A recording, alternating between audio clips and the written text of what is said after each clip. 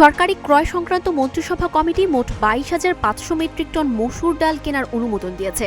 বুধবার অনুষ্ঠিত কমিটির বৈঠকে এই সিদ্ধান্ত নেওয়া হয়। বৈঠক সূত্রে জানা গেছে, বাণিজ্য মন্ত্রণালয়ের একাধিক প্রস্তাবের পরিপ্রেক্ষিতে স্থানীয় ও আন্তর্জাতিক উন্মুক্ত দরপত্র পদ্ধতিতে ডাল কেনার অনুমোদন দেওয়া হয়েছে। এর মধ্যে স্থানীয়ভাবে উন্মুক্ত দরপত্র পদ্ধতিতে 10,000 মেট্রিক টন মসুর ডাল কেনার প্রস্তাব অনুমোদন পেয়েছে। চট্টগ্রামের messrs Payel automatic food processing মিলসের কাছ থেকে এই ডাল সংগ্রহ করা হবে।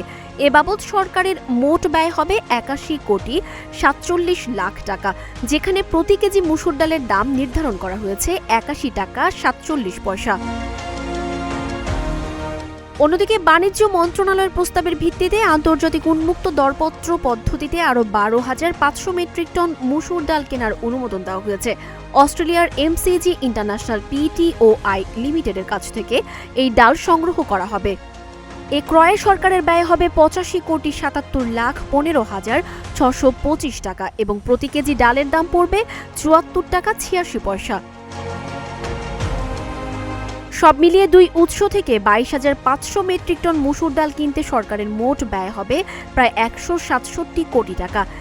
একই বৈঠকে মসুর ডালের পাশাপাশি পরিশোধিত সয়াবিন তেল ও পাম অয়েল কেনার প্রস্তাবেও অনুমোদন দিয়েছে সরকারি ক্রয় সংক্রান্ত মন্ত্রিসভা কমিটি।